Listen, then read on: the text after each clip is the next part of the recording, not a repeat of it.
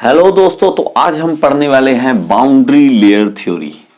ये बड़ा इंपॉर्टेंट है, छोटा सा चैप्टर है लेकिन इसमें क्वेश्चंस बन जाते हैं ऑब्जेक्टिव टाइप। तो ये कर लें बाउंड्री लेयर थ्योरी।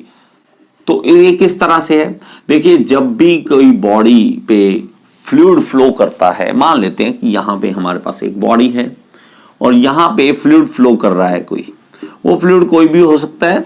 ठीक है, मैं अभी एक बार मान लो पानी की बात करता हूं। तो पानी जब फ्लो करेगा तो ये बहुत ही पास, ये सरफेस के पास की बात होगी, इतनी मिनिमम ये हम कहते हैं बाउंड्री लेयर बन रही है। बाउंड्री लेयर इतनी बड़ी नहीं होती कि हमें आंखों से सीधी सीधी दिख जाएगी। इसके लिए भी अगर आप कैमरे से करोगे तो इसको जूम करके देखना पड़ेगा। तो ये मेरे भाई क्या होगा, जो तो सरफेस के साथ बिल्कुल साथ मॉलिक्यूल्स जुड़ेंगे वो तो इसके साथ ही यहीं चिपके रह जाएंगे, इसके साथ चिपके रह जाएंगे। और आगे जो है मेरे पास ऊपर वाली लेयर है, आगे आगे चलते जाएंगे तो ये मेरे पास मॉलिक्यूल्स की स्पीड बढ़ती जाएगी आगे जाके। तो आगे जाके स्पीड बढ़ेगी मतलब मॉलिक्यूल्स आगे वाले थोड़े से ज्यादा स्पीड पे चलेंगे और यहां पहुंच जाएंगे और फिर आगे चलेंगे। इस तरह से चलते हुए मेरे पास इस तरह से एक लेयर बन जाती है। ये मैं बहुत ज्यादा एक तरह से जूम करके दिखा रहा हूं कि जूम हो रहा है बहुत ज्यादा। ठीक है, तो ये मेरे पास जो लेयर है वो इसके साथ जो है चिपक के रहेगी। तो ये बाउंड्री लेयर बनती है। ये बाउंड्री लेयर तब तक बनती है जब तक, देखिए ये चीज आपको समझ आ गई। देखो ये तब तक बनेगी जब तक हमारे पास फ्री यहां पे स्ट्रीम नहीं आती, हमारे यहां पे फ्री स्ट्रीम नहीं आती, जो ओपन एयर चल रही है, जो बाउंड्री के साथ चिपक के नहीं चलेगी। उसमें कोई भी हमारे पास एक और चीज नोट करने वाली होगी, इसमें हम इस फ्लो को कहेंगे नॉन विस्कस फ्लो। एक इसको ध्यान करना, नॉन विस्कस फ्लो किस तरह से भी इस तरह से भी डिफाइन होता है। इसका मतलब ये नहीं कि इसके विस्कोसिटी बिल्कुल नहीं है, ऐसा नहीं कह रहा मैं।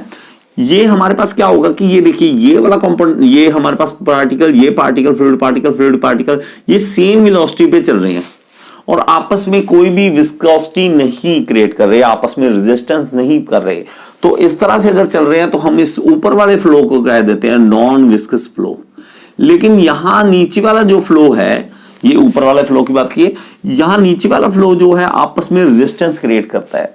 तो जैसे जैसे ये ना, मैं आपको एक सिंपल सी बात बताऊं, आप ये चीज नोट कर लेना, वेलोसिटी वाली मैं जो बात बता रहा हूं ना, आप ताश के पत्ते लेना, ताश के पत्तों को ऐसे फेंक देना।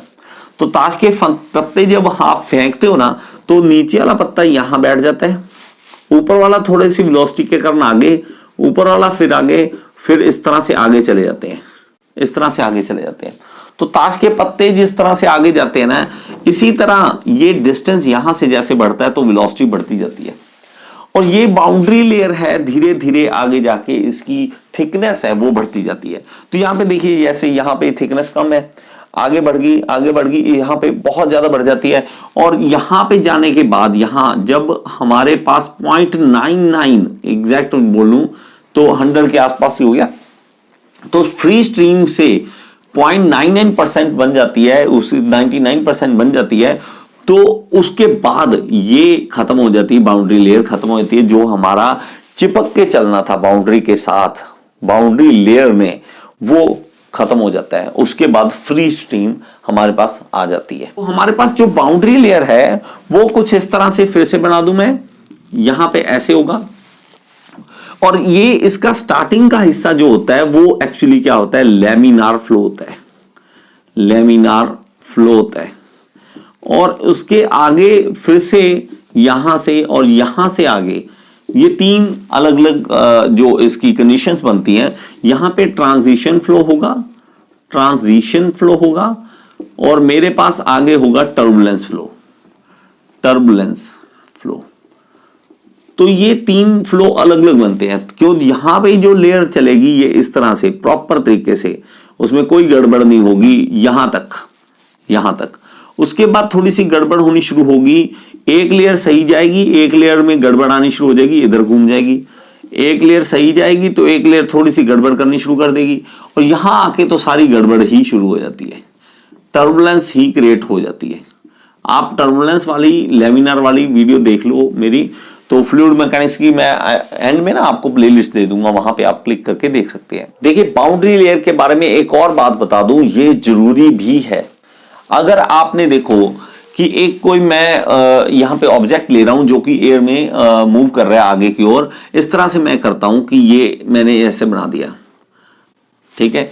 तो यहां पे जब एयर आगे जाएगी तो एयर आगे जाएगी, अगर इसके साथ ऐसे टच में आती है और यहां से निकल जाती है, बाउंड्री के साथ टच होके नहीं जा रही, बाउंड्री लेयर नहीं बन रही, तो इसके कारण यहां पे टर्बुलेंस क्रिएट होती है, यहां पे टर्बुलेंस क्रिएट होती है। वो टर्बुलेंस चीज को हिलाना शुरू कर देती है, मूव करना शुरू कर देती है। ये देखो अगर मैंने ये एंगल, ये देखो प्लेट जो है एयर के साथ ये अल्फा एंगल ऐसे बना रही है, ठीक है। तो ये अगर ज्यादा रखेंगे और बाउंड्री लेयर नहीं बनेगी तो वो टर्बुलेंस क्रिएट करेगी। हम चाहते हैं कि बाउंड्री के साथ टच करते हुए ही एयर निकले। अगर ऐसे एयर निकल गई, यहां से टच करके यहां से निकल गई, तो ये जो एरिया है यहां पर टर्बुलेंस क्रिएट होती है, वो टर्बुलेंस तंग करती है। ये आपने देखा होगा जैसे आप बाइक चलाते हो, बाइक चलाते हुए आपके पास कोई लूज कपड़ा है, ठीक है, जैसे लेडीज के पास होता है तो उनके पास दुपट्टा होता है, तो दुपट्टा जो है पीछे से हिलना शुरू कर देता है, वो एक्चुअली टर्बुलेंस क्रिएट हो रही होती है। यही टर्बुलेंस अगर फ्लाइट में हो जाए क्रिएट, तो वो पूरी फ्लाइट को हिला सकती है।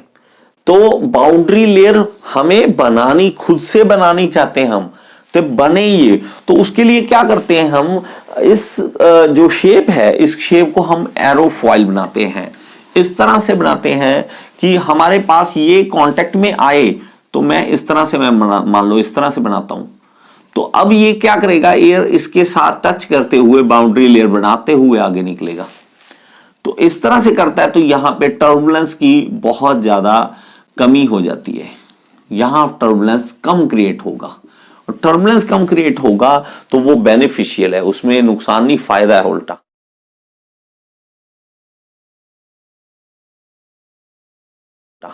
तो टर्बुलेंस नहीं होनी चाहिए, ठीक है, वो चाहे लाइफ में हो, चाहे वो एयर में हो, किसी भी जगह पे हो, लैमिनार फ्लो चलना चाहिए, स्ट्रीमलाइन फ्लो चलना चाहिए। अगर स्ट्रीमलाइन फ्लो चलेगा तभी हमारी जिंदगी स्मूथ चलेगी, स्ट्रीमलाइन के साथ चलेगी। मुझे उम्मीद है कि आपको ये चीज समझ आ गई होगी।